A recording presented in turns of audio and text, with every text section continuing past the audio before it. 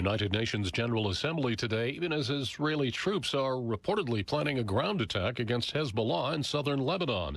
More rockets were fired toward Israel from there this morning. Ukraine's President Zelensky will meet with former President Trump today. A young couple's EV test drive goes horribly wrong. Scary moments for a Florida couple who took a Tesla home for an overnight test drive to see what it would be like to own the car. They soon regretted their decision, though, when shortly after arriving home, they parked and the car locked and shut off with the key inside and their 10-month-old baby in the back seat. The problem is demo cars are not equipped with the app to unlock it. Tesla roadside assistance was unable to help, and the Tesla dealership was not answering the phone.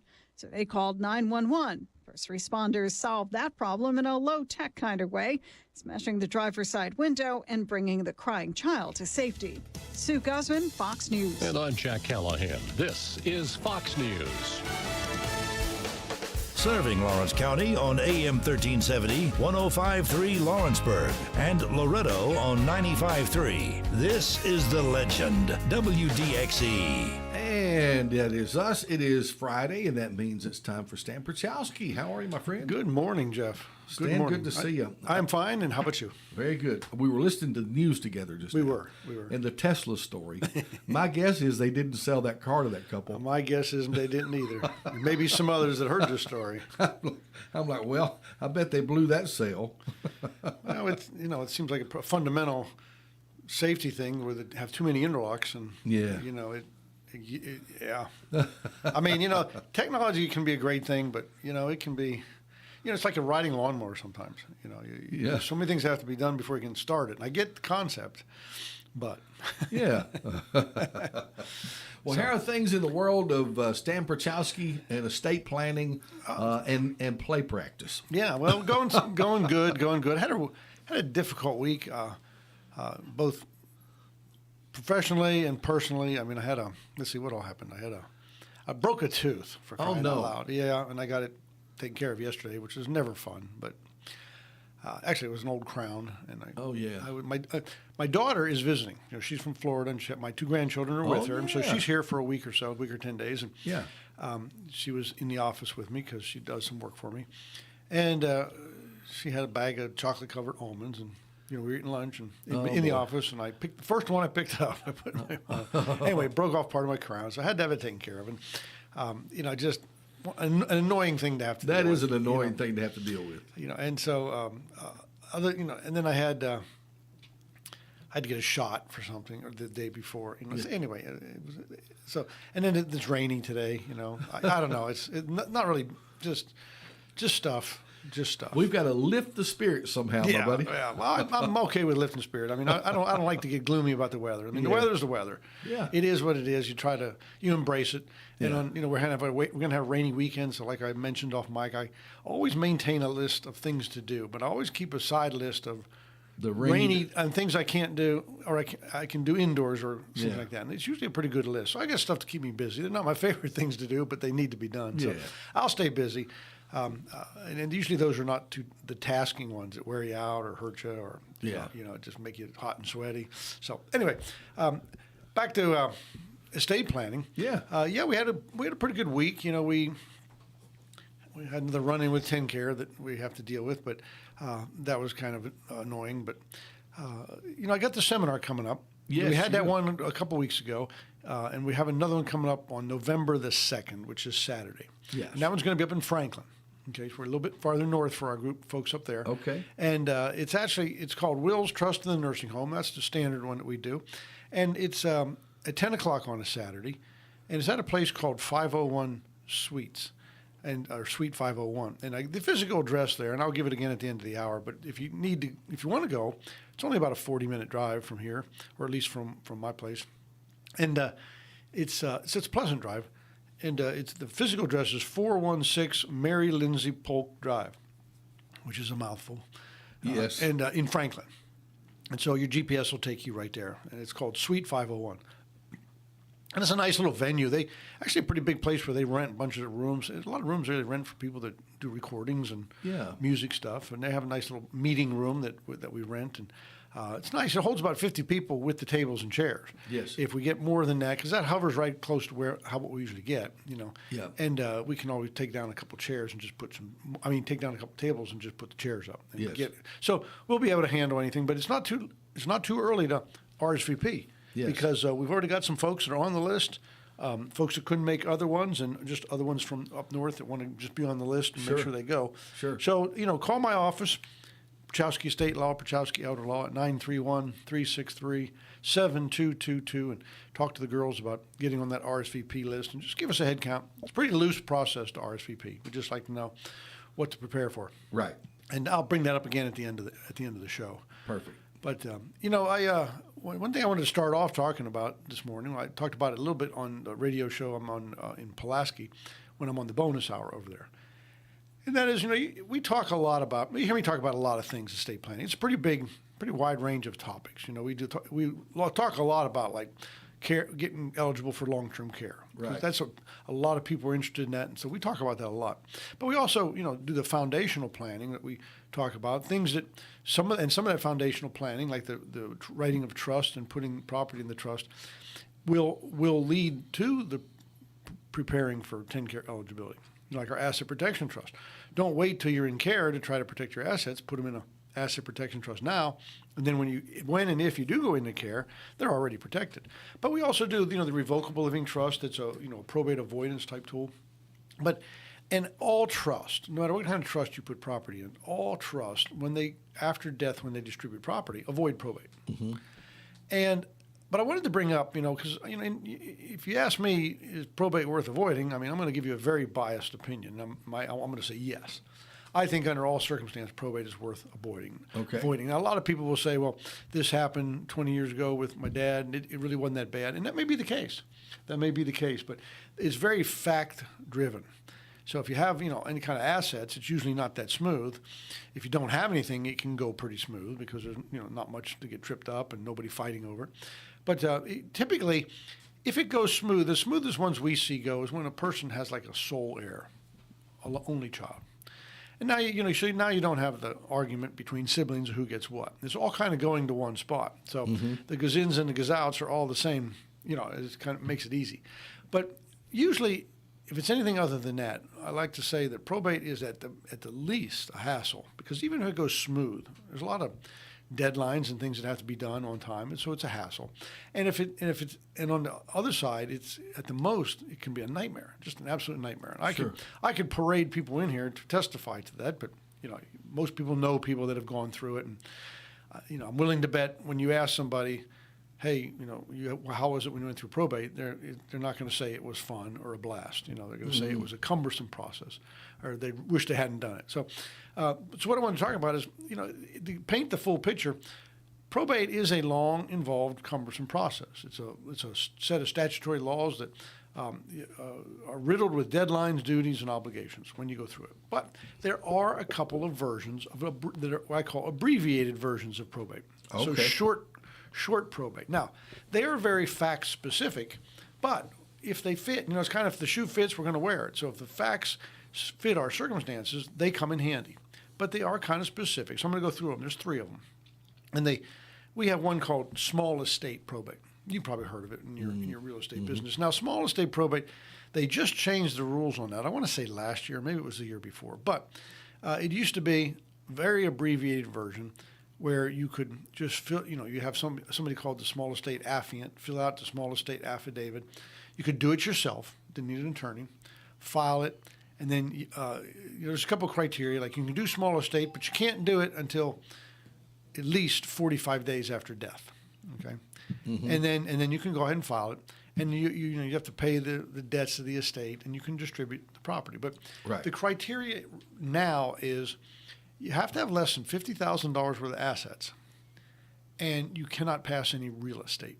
Okay. So now, a couple of years ago, maybe 4 or 5 years ago, it used to be $25,000. They upped it to $50,000, which is still not too hard to have $50,000 worth of assets. Yeah. But it excludes real estate. So a lot of times when I've looked to use it, that was kind of the deal breakers because we had a piece of land we had to distribute, and that makes small estate don't work. But if you'd already given it away or put it into an asset protection trust, and you had something in your estate at death, okay, that's a viable option, especially if it was just money. If some money in the bank, that we didn't, that it wasn't in a trust or something. Small estate is a real smooth, easy, abbreviated version. I mean, you can open it and close it literally the same day. And the court does that. They open the estate and close it literally the same day. But you have the authority to transfer those assets as long as it's not real estate. Yeah.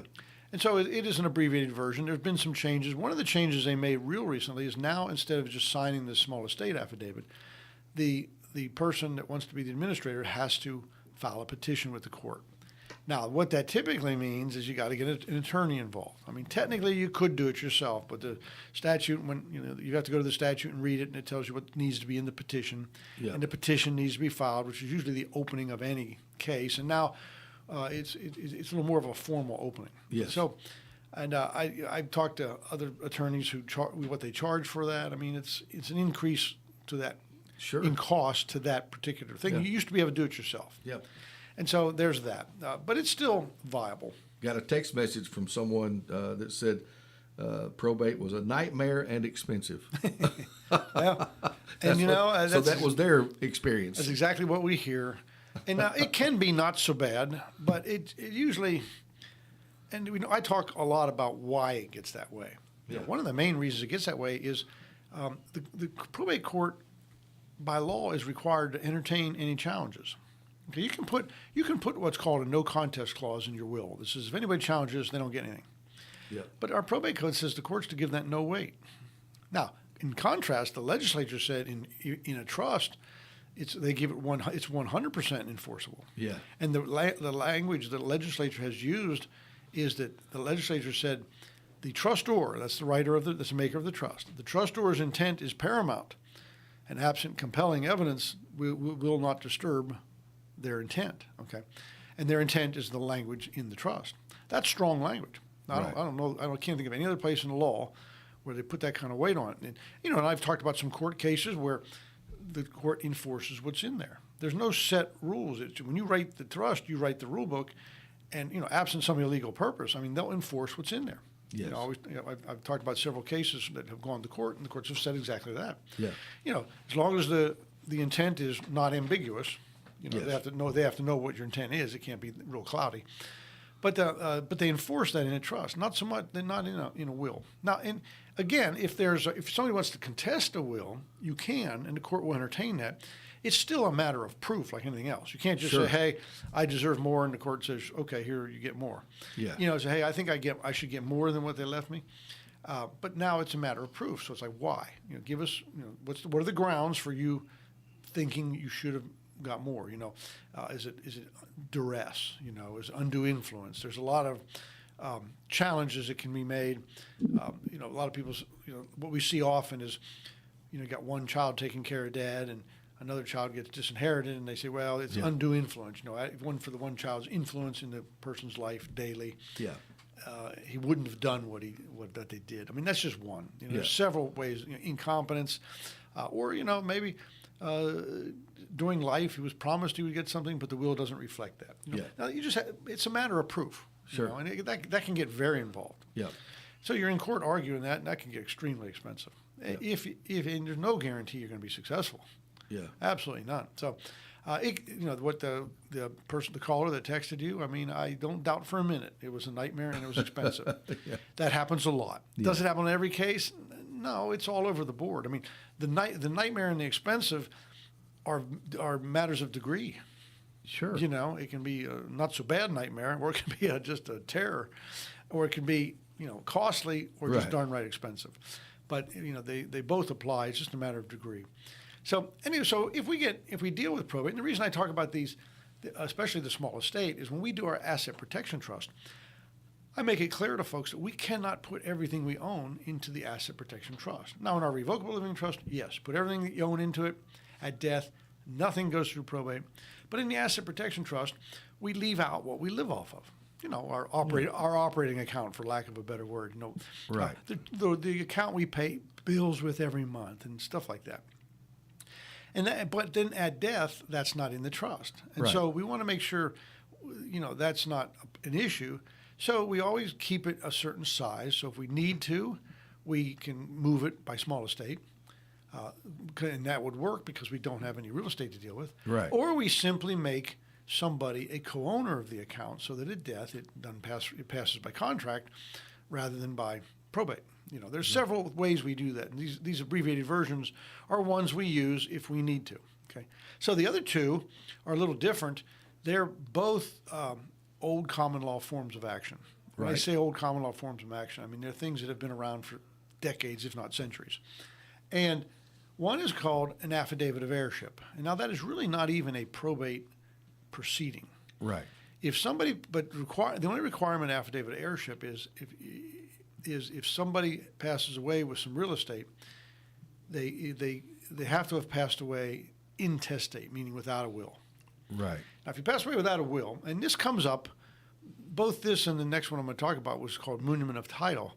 Muniment of title does the same thing. It can pass a piece of real estate, but the requirement for muniment of title is that the deceased did have to have a will, and the will had to have said where that property goes. Yes. And it would have either directly in a specific bequeath or it would have gone somewhere as part of the residual, but the will would have directed it. And so they both can transfer this like sole asset. Yes. And it's 99% of the time used for real estate, especially affidavit of heirship. Okay. Muniment of title, it's like 99.99% for real estate, but I think the statute actually says it can move a sole asset, meaning it could be something other than that. Sure. I've never seen it that way, but anyway. So an affidavit of heirship is something like, okay, grandpa passes away. He owns a piece of property. He doesn't have a will. And so in order to pass the property, instead of opening up a full-blown probate, we can get some people that will swear by affidavit that, Mr. Grandpa Hood passed away, and the only heir is Jeff Hood. And I've known the family for years, and the only known heir, I'm swearing that my knowledge, and maybe one or two people actually that do that, and the affidavit will pass that piece of property to that person. We've used this several times. Yeah, and in the affidavit is the description of the property. So the affidavit of heirship actually becomes the deed in the chain of title. Yeah. And so, so it looks kind of like a deed, but it's got a bunch of the other stuff in it. Yeah. But that's what passes the property. Now, if the person didn't have or did have a will, then this is a form of probate action, but it's, again, very rapid. And you can do muniment of title, which passes the property to the person it's supposed to go to, or persons it's supposed to go to in the will. Now, where I run into these, these are all things that if they're useful, we use them. But here's where I try to avoid them if I'm setting things up from the beginning. But where I run into them is, a lot of times people will come to me and say, hey, I came to your seminar and I want to do a trust. It sounds like a good plan. So we start designing the trust, right? And, on all the trusts that I do, I always recommend all your real estate go into the trust. There's really no downside to not putting it in. Yeah. So, and then we're putting it in, they say, okay, I own this, this, and this. And so we do the deeds for them, and we deed the property from their individual capacity to the trust, okay? We'll find one that they say they own. It turns out they don't own it. Their dad owns it. The deed still is in their parents' name or something like that. Right. And so this person lacks the authority to transfer the property to their trust because they don't own it. It's Yes. still titled to the deceased. Okay, it's kind of a defect in title, but it's easy fixed. So then the next question we say, okay, did your dad pass away with a will or without a will? And depending on the answer to that, we will either do the affidavit of heirship or the muniment of title and pass it to that person. Now the person can put it into the trust. So we fix that. And I also find that sometimes when people, sometimes somebody will own a piece of property and they'll pass away, and their child lives there and will continue to live there. Yeah. 20 years go by. They've been living there, no problem whatsoever. 20 years go by and them or their child or somebody decides they don't want to live there, I'm going to sell it. So they list it for sale, and when they go to sell it, they realize it's still titled in the name of the deceased from 20-some years ago. Yeah. Now, that's not a problem. The 20 years there's no statute of limitations. We can still correct that chain of title, and we do it with one of the same forms of common law forms of action, or even a small estate wouldn't work in that. But usually the only asset hanging out there after 20 years is this piece of real estate. Correct. Right? So we fix it, And those are things that fix. So, but they're very specific. So if they fit, they're grand things. They're super fast. I call them abbreviated versions of probate, but the affidavit of heirship really is not technically probate, but it solves the same problem. So they work pretty quick, but again, you got to fit within the requirements of them. So if you're a typical person and you pass away with a will or without a will, where you have money in the bank, maybe an investment account, some CDs, maybe you own some land, maybe a second home, stuff like that. Then those don't fit, and you're headed for the full probate. Yeah. And then you have the experience like your caller, or what do you call somebody? A texter? Yeah, a texter. That was a texter, yeah. I guess they called to make the text. So yeah. The caller that said it's a nightmare and it's expensive. So, Yeah. And it can be. So anyway, probate, in my opinion, which is very biased, because a lot of clients will say, "What do you think I should do, Mr. Stan, a trust or a will?" And I preface that my answer and say, if you're asking me that question, I'm going to tell you right now, you're going to get a very biased answer. Yeah. I'm very biased. I think trusts are a grand tool. Yeah. And I say that because of what they can do and what the problems they solve. And I don't like wills, and I don't like probate. Yeah. I don't even do probate anymore because of that. We've stressed so many times here with you the importance of pre-planning, and this is what all this is about. And even there's not an age to reach, I guess, before you should think about doing this. But if you're an adult and begin to have any belongings, you should be thinking about these things in long term. And I had a caller this morning before you got here. Okay. That was giving me a scenario that evidently happened. Sure.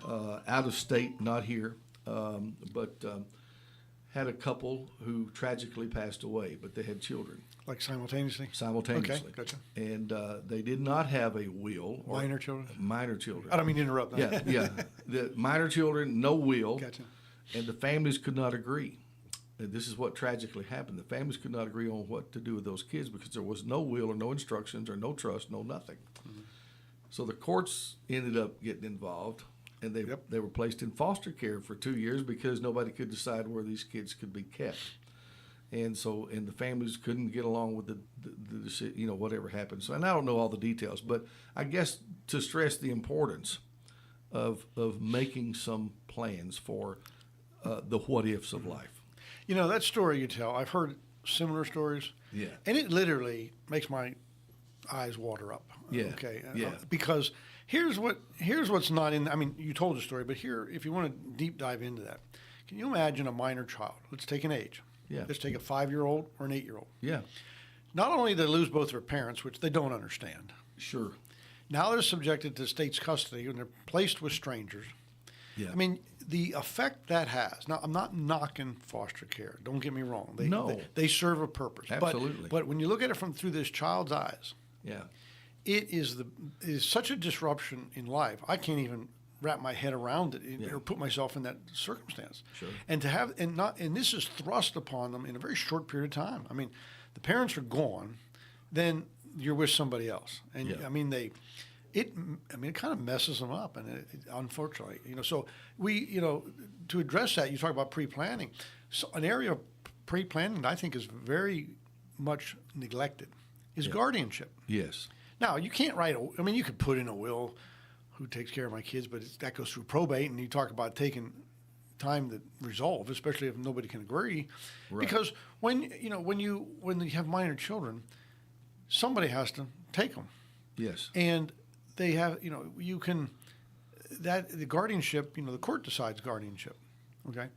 And they decide guardianship based on certain criteria. If you go read that statute, there's a whole list of things the court's supposed to take into effect or take into consideration, put weight on, hear proof about, stuff like that. And then they'll pick, okay? Now, we do a thing called the Children's Protection Plan. And it's part of a trust plan that we do. It's not the trust or it's not anything else. It's part of the ancillaries. If you have minor children, you can nominate guardians now. Yes. Okay, so let's talk about that because I don't think I've talked about that for a Yeah, while. we haven't. If We ever. haven't talked about this. But you can have guardianship. Now, to those out there listening, if you have minor children, this is something you should pay attention to. If you don't, if you have adult children, you probably have adult children who have minor children, like me. Yeah. And this is something that is overlooked a lot. And so a lot of people feel like, hey, if something happens to me, it's okay. Aunt Gertrude's going to take my children and everything will be all right. Yeah. Now, Aunt Gertrude may, and she may be the best person in the world, but that is not the legal authority to take care of these children and make decisions for them. Okay? Yeah. That can only come from the court. Guardianship always ends up with a court order. Okay. So here's what we do for guardianship. We have a children's protection plan. We can nominate guardians. Okay. Yes. In the case now, if you're a married couple, yeah, it is always, if something happens to me and my wife is not available, or if something happens to me and the other parent is not available, then I nominate, let's say I nominate my brother, okay, to be the guardian. Yeah. Something like that. And then you usually nominate maybe somebody after the brother, okay? So that you want to make sure you have people. Now, when you nominate guardians, we talk about nominating short-term or long-term guardians. Right. Because let's say the guardian you want to take care of your kids. Like back when my kids were young, I mean, my youngest now is 30 years old. But back when they were minors, I had this in place, okay? And I named my brother. My brother was a few years older than me, but he had a child of his own, and it was a good pick. But he lived up in Pennsylvania, and I lived in Tennessee. And so if I appoint him guardian, there's going to be a period of time. Maybe I need somebody to show up, quickly. Yes. So we do short term and we do long term. So there was somebody I named in the short term, which was my wife's mother, and because just lived right across the Alabama border, down there in Athens. Yeah. And so, or Elkmont. And so she could be there in 30 minutes, and she has guardianship papers, and so let's do this scenario. You're out on date night. Mom and dad are out on date night. Yeah. You know what that is, Jeff? You guys ever do that? Every once in a while, it's sonic for us. Every once in a while, you get reminded that it's time for date night, right? That's Me right. too. And I'm glad I do because it's always pleasant to do. Yeah. But you're out on date night, and you have a babysitter because you got minor children. And so, what happens if you don't come home? If something happens to you, just like this scenario, some simultaneous accident, and it can. And this is what wakes people up in the middle of the night. What happens if you don't come home some night? What's going to happen to these children? Exactly. Okay. Yeah. So not pleasant to think about. No, it's not. It is not. It's scary. It really is scary. And so, if something's going to happen, you're going to get a knock on your door either by the police because of an accident, and so the babysitter is going to be freaking out because you said you'd be home by 11:30 and it's 4 o'clock in the morning. You're still not here. Right. And so it goes from bad to worse. Okay, the parents aren't coming. The police come because the babysitter got scared and called the police, and they come. They find out there was an accident. They don't know what to do with the kids. So what do immediately? First of all, they may ask if there's anybody that can take the children, but pretty much they'll default to custody. Yeah. Because that's a solution for them. Yeah. Because they can't take them. So there's a lot of working parts when this happens. But if you nominate guardians, short term and long term. Now, a lot of people around here, when we do this plan, their long term is also the short term because it's somebody in the family that just lives down the street anyway, and so really no need for the short term. But if there's a need for short term, we need to fill that gap. Kind of a first responder in a guardianship kind of way. Yeah. Yeah. And now, if that person can get there quickly, we instruct the babysitter to call the short term guardian or the guardian. And they show up, and they have documentation in hand where you have appointed them. Okay, so we've run this by the police department over in Pulaski some years back, and talked to Chief Dickey and that. And we've run that through them. They've attended one of my seminars, and they're happy to see that. They're kind of like, phew, thank goodness there's somebody here because we don't want to have to deal with it, or we don't have to put this child in custody. Yeah. So we have this nomination of guardianship. Now, that's not the end of the story because. You have to go to court and get the court order for guardianship. Okay, now, when you go to court and this person petitions to be the guardian, the court, like I said, the statute says it lists the whole things the court's supposed to consider and put weight on. Mm-hmm. One of the first things in that list is if the parents had designated somebody during life. The court's supposed to put great weight on that. And that's what we're hinging on. We're stacking the deck in our favor to get that person because you've done that during life. Yes. And the court's like in a position, well, how can I really, what evidence do I have to go against this person's wishes that they named during life? Now, of course, if they, appoint somebody that's Charles Manson's type, I guess the court could intervene and say this is not a good choice, right? But I'm saying if you appoint like my brother, if I appoint my brother, the court they rely on my intent when I was alive and of sound mind and in forethought before anything ever happened. Right. And so we create a situation where we can pretty much guarantee that the guardianship order will come down with the people we want. Now, people can throw their hat in the ring, like in your scenario where people say, listen, I'll take the kids. And then somebody else says, no, I think I'm a better person. I'll take the kids. Yeah. If you designate during life who the guardian's going to be, like I said, the court gives that great weight that you've done that ahead of time. So that puts other people wanting the job a little bit behind the eight ball, because now they have to prove that the person you named during life is not going to be fit. Yes. Which is usually a hard thing to do. And you can actually exclude people, specifically exclude people, and put that in there, which voices to the court that you positively don't want this person. That, again, is your intent. And there's reason why you're saying that. And the court will know that you are not only you're appointing John Doe, but you're specifically saying not Jane Doe. Yeah. Yeah. And when we do guard, and so the guardianship works very well. I mean, I've had that happen in Mature a couple of times, but it works well. Now, there's other things you don't think about.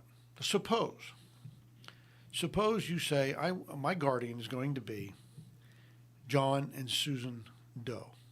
Okay. Yeah. Acting together, or the survivor thereof. Yeah. But really, the person I want to name is Susan. Yeah. Because she's my friend, or she's my sister. Yeah. I don't really care about John. He's probably not the best pick. Well, if something happens to Susan, guess who you got as a guardian because of the way you named that. So if you're going to name a married couple, you might want to say, if you're okay with both of them, because if Susan passes away, John's now got the children. Right. And that may not be what you want. Okay. Like in my case, I named my brother, but I didn't want my sister-in-law being in charge. So when you name somebody that's of a married couple, you can name the individual only. Say, Susan Doe only, and not John Doe. Yeah. I'm not naming John. So if Susan passes away, the next person in line gets it, not her spouse. Okay. Now, if you're okay with the spouse, then you can say, okay, John and Susan Doe, or the survivor thereof, meaning both of them collectively if they're both there, but if one of them passes away, you're okay with whoever the survivor is. Yes. So now, in this case, if my sister-in-law passed away first, I'm okay with the survivor. But in the what if is if my brother passed away first, I'm not okay with the survivor. So you have to be careful how you name the guardians. You got to think those things through. Very interesting. Because you can get stuck with something you're not really sure. And people don't get good advice on that. If they get advice at all on guardianship. But, like I said, we address that even if your child is 17 years old and you only got 1 year to go. It's a pretty simple thing to put together and put in your trust plan. After a year, then it's just as null and void because they are now adults under the law, right. And stuff like that. But again, a child in custody, for 1 minute is not good. I mean, again, I go back to the disruption in that child's life is so catastrophic. It's even beyond that. Yeah. It's beyond that. I mean, it destroys. I can't even imagine. I just can't imagine. Yeah. And so, the scenario you painted is like every parent's worst nightmare. Oh, yeah. So the best we can do, because stuff happens, right? Yeah. Yes. If something happens, we can set it up with people we know are loved ones that will love these children, will take care of them. Right. And we can even leave instructions that they take care of them the way we've been taking care of them. I mean, maybe you like to homeschool. You pick somebody that you know homeschool, and you say, I want the children homeschooled. Or their religious upbringing. I mean, you can be somewhat specific, that sort of thing. And then we have the documentation in place. There's the guardianship, and we also have to do power of attorney for a minor child, and, just like an adult, power of attorney for health care for a minor child. Now we've put this person, our guardian, in full control of these children to raise them in the way we wanted them raised and to make all the decisions for them. Now, it's definitely the second best thing. The best thing is for the parents not to still be around. But if they're not, we can at least get the next best thing. And this disruption in that child's life is somewhat mitigated. It's a bad situation, and the solution is nowhere a perfect solution. But it is a solution that minimizes the impact on the child, at least limits it to dealing with the death of the parents. At least they'll be with a loved family member or someone they already know and are comfortable with. That's a big deal right there. Yeah. Well, the guardianship is something that we just haven't talked a lot about, and we end up talking about our possessions and all those things, and of course our greatest responsibility really is our children. Yeah. And when they're minors, they have they can't do anything for themselves. Interesting. I get a lot of 15 to 16-year-olds that will argue with me on that. And I tell them, you're not competent. Yeah. And it's like, I'm not being insulting. Okay. Yeah. Under the law, you're not competent till you're of the age of majority, which in Tennessee is 18. Yeah. Now, there's an emancipation procedure where you can get emancipated at an earlier age. But again, you got to get in and show the proof that you can handle that. You just don't get it because you want it. Yeah. I'm sick and tired of my mom and dad telling me what to do. I'm 16. I want emancipated. Yeah. The court's not going to listen to that. They're going to say, why do you want emancipated? Well, if the answer is because I'm sick and tired of mom telling me what to do, you're not going to get very far. Right?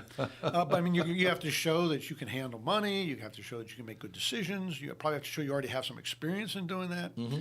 You can't just say, well, I think I'll be okay, Judge. Sorry. Not enough. I mean, there's a whole procedure on emancipation. It's just not a slam dunk. Wow, that's interesting too. Yeah, I mean, again, you can be emancipated, but you got to fit the rule. Wow. So very good. The minor children is something we sure don't want to overlook. And of course, it can these and you're specifically saying that this can all be addressed with trust. Well, with a trust plan, because the trust plan. the guardian, children protection plan that we do in the guardianship is not part of the trust. It's not. It is one of the aspects of the plan. So we have a plan. We got the trust. It's going to take care of distributing our property after death, or it's an asset protection trust, which protects it from long-term care, stuff like that. We have other documents in this trust plan. One of the documents in there is the guardianship in case something happens to us. Yes. Because that is a lifetime concern, not an after-death concern. No, when you say that, that's different than a will, though. That's true. I mean, you could put guardianship in a will. Yeah. Not my favorite place to put it because it has to go through probate. And the probate makes decision, even if you nominate somebody in the will. It's the probate court that will end up doing that. And there's a big time delay. Interesting. It caused a man to think. Yeah. I mean, that is a scary thought. But yeah, I mean, my heart goes out to those kind of stories but it happens. Stuff happens. When you're driving, when you're flying, I don't know, when you're doing all kind of things, you are at risk to some extent. A lot of times they say, statistically when you fly, that's the best thing. But, I don't think there's ever a time I'd ever got on an airplane. I don't the other have a special prayer that we get there. Well, I'm glad we talked about that. I had another question that came to me before you got here. I'm having fun. This is great. I had another question that came to me before you got here, and that is,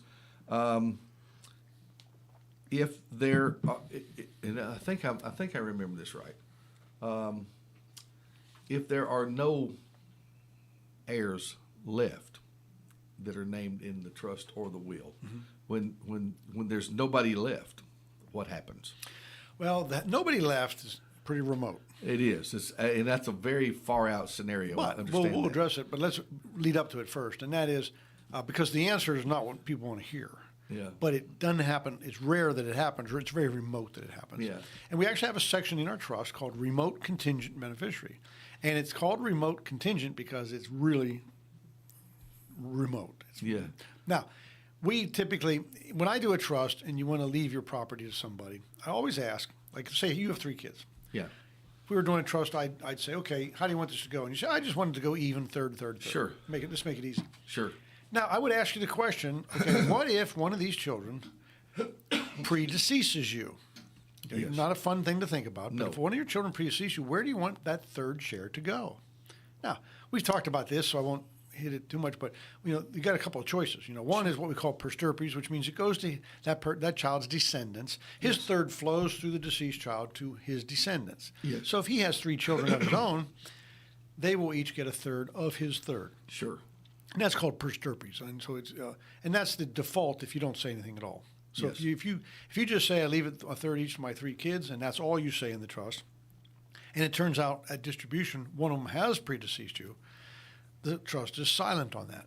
And I don't like to be silent on anything. So, but if it is silent on that, we go to the trust code to fill in the gap, and the gap filler is persterpes, and which is really the most popular one anyway. Yes. But you can have other choices. You can say, okay, if I have a predeceased child, then I want it to go back into the pot and go to my then living children. So you if you have 1 predeceased child, now you have 2, they're getting a half instead of a third. Right. Now that's a viable solution for some people. It excludes descendants of the deceased child, if there are any. Yeah. But it may be, maybe they know that person doesn't have any and won't have any. Yeah. Or you can have named people or named charities, that sort of thing, and give it. Now, so we go to great length to say if somebody passes away, where is it going to go? Because we don't want it to end up where I'm about to talk to. And then we have this section called Remote Contingent Beneficiary, which searches for somebody. Okay. Now, if we exhaust all the things that I said, because I'm not going to say, okay, if that predeceased has 3 children, and those 3 children are all predeceased, where do you want it to go? Prosterpes kind of keeps going. Yes. But there could be an end to it, Yeah, right? yeah. Now, so the laws of intestate succession come in where we just start searching, and there's a hierarchy how we start looking. You know, when you pass away, the first place we look is to a surviving spouse and/or direct descendants, which are children. Right. Okay? If you don't have any of those, surprisingly, the next place they look is upward toward whether you have any parents. Yeah. And if that's not there, then it looks sideways to your siblings. Okay. And then then you have through the siblings' descendants, you know, the nieces and nephews. So there's this hierarchy of searching for somebody for it to go to. Now, usually, always we find somebody for it to go to. Yes. But if not, then it goes like to the Department of Unclaimed Property, and it eventually does what we call escheat to the state of Tennessee. Wow. So I often tell people, as a remote contingent beneficiary, so that never happens. Although it would rarely happen anyway. But so that it never happens, let's name a charity. Yeah. Something you have a passion about. You know Yeah. what I mean? You know, like I'm involved with the theater over there. You know, I would leave it to some theater that does performing and visual arts and Sure, stuff like that. You sure. know, or something. You know, if you're Humane Society, Right. Tunnels to Towered, Wounded Vets, and stuff Yeah. like that. There's all kind of things that people are passionate about. Yeah. You could leave it to that, and then if there's no place for it to go, it'll go there. Yeah. Now, you can also leave. Like now, I said, it's a rare. I mean, I would say that was a pretty remote, rare thing. now, it doesn't mean you don't have. You could leave. Let's say one of the Wounded Warrior Foundations. Let's say you actually name them as a beneficiary. It's not like I'm going to leave to my 3 kids, but I would like some money to go to this because I was a vet, my son was a vet, or whatever. And you can name that in the trust. But you can also name as a remote contingent beneficiary means they'll still get a donation that you leave to them. Yeah. But if all else fails with all the other stuff that's supposed to go to your kids, that's where it'll go. Yeah. Again, that's remote. So they're probably not going to get the donation because they'll typically find someone, but Incredible. we can name that. We can Yeah. name that. So that's a big what if. And It is. and like I say, it is definitely remote, but I don't like to leave these open ends if I can help it. That's very interesting. You know, that's and I guess that's one of the things I'll emphasize too is for the average guy who is living his life, making his living, taking care of his family, doing what he did. The family is the family. You don't have any idea of all these options that are available, or how to even go about thinking about them without some professional help. And I think that's where you and someone like you can come in, and that's why we're doing this show, is to educate folks on what is available to you to protect those assets and your family in the event of life happening. Mm-hmm. That's a question I get all the time when people come in to talk to me. It's kind of like, I have no clue what I could do if something happens to me. what to even I just ask. don't know what to do. I mean, I hear about I can do a will, right? But Right. some people feel it's like I think that's all I can do. That's all I ever heard people do. So the experience and knowledge that you bring to the table is invaluable, really. Well, I mean, if any decision is better made if you know all the options. Yeah. I mean, I don't care if it's trying to decide what's for dinner. Yeah. A better decision is always made if you know what the options are that you're choosing from. Sure. And even if you don't like anything that's for dinner, you pick the one you don't like the least, right? Yeah. That's right. I mean, so Right, that's right. you make a good decision at least based on the circumstances. Right. And if I'm really good at picking out dinner, by the way. there you go. If you don't know what your options are, the decision you make is not informed, I guess. Yeah. It's not. It's doomed to not be the best decision because you're not considering all the options.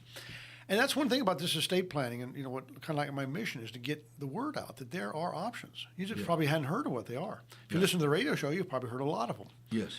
They're out there. A lot of these things I talk about. If you're listening, a lot of these people out there, things that I talk about, a lot of people will hear that and say, you know what, that sounds like the perfect thing for me or my family. I like that. Like that guardianship thing. Some people might think, I don't know what to do. I want to make sure Aunt Gertrude takes care of these kids if something happens to me. Sure. I travel a lot. It could happen. I had a client that said he was in the air more than he was on the ground. He flew so much. Well, the thing to take away from this is you should not just assume that what you think is going to happen is going to happen. That's right. And, there's a way to secure what you want to happen. Yeah. Make sure it happens. Now, that takes forethought. It takes lack of what would you call lack of procrastination? I don't know. It takes affirmative action on your part. I'm going to keep that lack of procrastination. That's like two negatives in the same. I guess we could call that affirmative action, Yes. or positive action. You Yes. have to take action, which is a positive act. You Yes. have to go do something. And that go do something means you got to Right. go make the will. You got to go make the trust. You got to go put the guardianship papers in place. Now, we make it pretty simple, but I can't make you come and do it. We have, and we reach out all the time. We reach out with these radio shows. We reach out with the seminars. Yeah. I always invite questions. You know that. We invite them on this show. Sure. We didn't give the call-in number, but Yeah. somebody texted you personally. But Yeah. I do a couple of different radio shows. We have the seminars. Typically once every other month at least. I do individual speaking engagements, like with churches, where they invite me to talk to a specific crowd. I do everything I can to get this word out. And that's the thing. I mean, if you don't know there's anything to do, or you may not even know that somebody like me does this, if you hear it and you think about it, hopefully it will spark your thought process about your own circumstances. And, there's certain things in life that make you think of this stuff. Yes. When you're 25 years old, you get your first good job, making good money. Last thing you're thinking about is this. And I don't blame you. Same, just like when I was 25, Yeah. Let me make as much money as I can. Just don't tie me down. Let me go. I'm raring to go. Yeah. But then, let's say you get married. Yeah. Okay, now you got a spouse. And that's a thought-provoking thought, because like you're thinking, I got a spouse, and, like old school is you pretty much take care of the spouse. These days, the spouse usually has a second income and stuff. But I mean, still, you have this thought process that if something happens to me, I would certainly like my spouse to be taken care of. Sure. Because seems to me somewhere along the line, I did promise to take care of this Yes, person. somewhere right? along the line, Yeah. we got some promises made. I was asked that question, and I Yeah. answered it that yes, I would. So I would like them to be taken care of, at least financially, because if I'm Sure. not here, I can't fill that gap. But Right. then the next thing that makes you think about it is children. That's probably the most impactful one. When you have a Absolutely. child and you take the thing home, Yeah. there was a comedy routine I heard where somebody said, we have this child and Yeah. it's so fragile and we don't know what to do with it. And he says, but the hospital made us take it They home. made us take it home. So you're taking this child home and you're thinking, there's no manual, right? Right. I don't know. All I Yeah. know is what I was taught. But anyway, but that is a real thought-provoking. Yeah. It's like you're burdened with this thought. And I'm not saying it's a burden. I'm saying the thought is burden. Is like, I'm responsible for this little life. Yeah. This little life right now can't do anything for itself. Yeah. Nothing. We have to do everything for it. Now, Yeah. if that's not a scary thought, I don't know what is. Yeah. I mean, whatever you put in this child's mouth, it's going to eat. Yeah.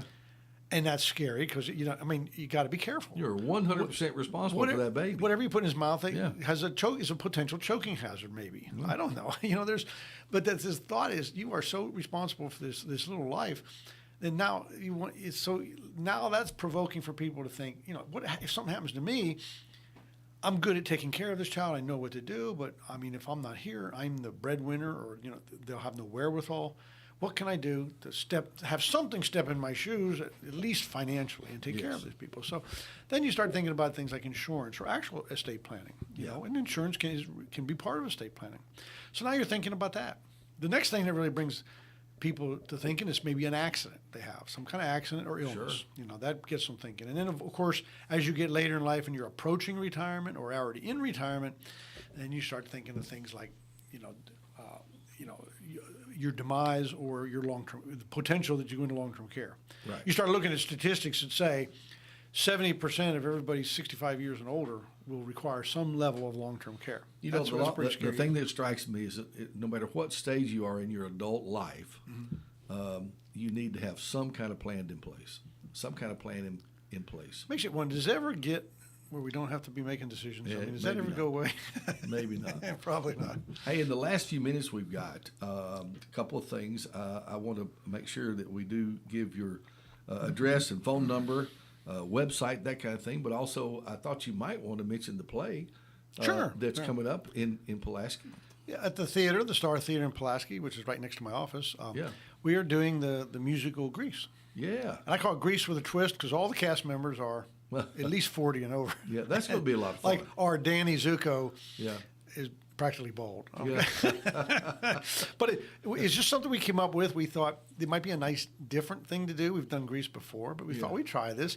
And the adults that auditioned, are so into it. They're having so much fun I bet it is in fun. rehearsal. Yeah. You know, it's a musical, so they've got to sing and dance. Now, we're keeping the dance so that nobody gets hurt, of course. That's a good plan. You know, we don't have to do a split or anything like that, or any ballerina moves.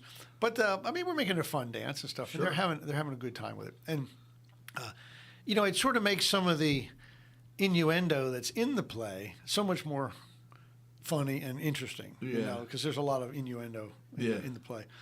But anyway, so that actually is in production now. We've been in, gosh, almost a month of rehearsal, and the actually performance dates are the weekend of the 8th of November, the 8th, 9th, and I think a matinee on the 10th. So it's a Friday and Saturday, and then the following weekend, which what is that, 15, 16?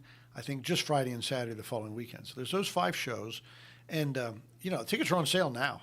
They've already been selling them. I mean, even a lot of the family members of the cast members have been buying tickets. You know, sure. They can't wait to get those tickets. Oh, sure, I'm sure. Yeah.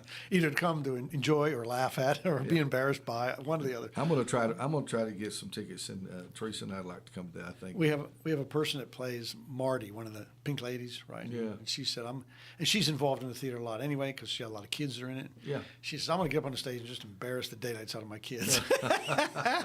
But they're all in it. They're saying, Mom's doing great. Wow, look at her. what a lot of fun that is. That's Yeah, great. it would be. So anyway, you can call my office, but there you can just go to the website, which is startheater.org or AntoinetteHall.org, or you just search Star Theater, you'll find it.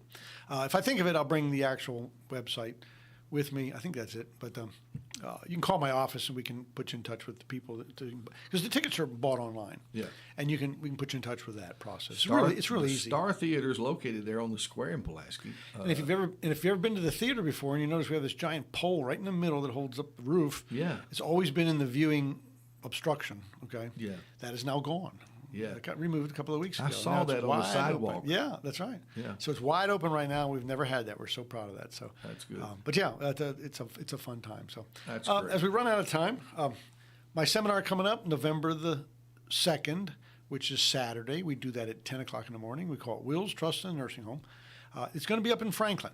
The location is Suite 501, which is 416 Mary Lindsay Polk Drive, Franklin, Tennessee. Yep. If you need directions to get there, the GPS will get you there. We'll call us and we'll give them to you.